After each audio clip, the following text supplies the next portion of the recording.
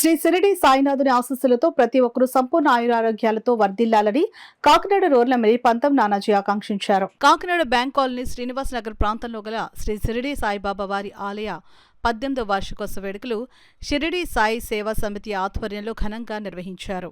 ఈ నెల 9వ తేదీ నుండి 11వ తేదీ వరకు 3 రోజుల పాటు నిర్వహించిన ఈ వేడుకల్లో పంచామృత అభిషేకం, లక్ష్మీ గణపతి హోమం, లక్ష పుష్పార్చన, విష్ణు సహస్రనామ పారాయణం, గంధోత్సవం, పల్లకీ సేవ, భజన వంటి పలు కార్యక్రమాలు నిర్వహించారు. ఈ ఉత్సవాల్లో ఆఖరి రోజైన మంగళవారం మహాకలశ స్థాపన, క్షీరాభిషేకం, శ్రీ లక్ష్మీ గణపతి హోమం, పూర్ణాహుతి కార్యక్రమాలు నిర్వహించారు.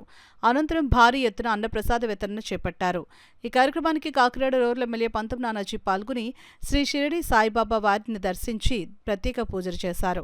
ఈ సందర్భంగా ఎమ్మెల్యే నానాజీ మాట్లాడుతూ గత 18 సంవత్సరాలుగా ఈ ప్రాంత వాసులంతా కలిసి బాబావారి ఉత్సవాలు ఘనంగా నిర్వహించడం అభినందనీయమని అన్నారు. ఈ కార్యక్రమంలో షిరిడి సాయి సేవా సమితి సభ్యులు, అధిక సంఖ్యలో భక్తులు తదితరులు పాల్గొన్నారు.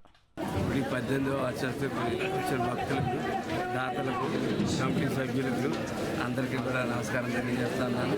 చాలా చక్కగా బాబా గారిని ప్రతిష్ఠించుకున్నారు. 18 సంవత్సరాలుగా అనేక రకమైన సేవలు చేస్తూ బాబా గారికి ఇవాళ ఈ గుడి అంటే ఈ చుట్టుపక్కల అందరికీ కూడా పిలిచి వాతావరణం కలగజేసి 18వ వార్షికోత్సవం ఎంత చక్కగా నిర్వర్తించినటువంటి కమిటీ సభ్యులకి అందరికీ కూడా నమస్కారాలు, ధన్యవాదాలు తెలియజేస్తా ఉన్నాను.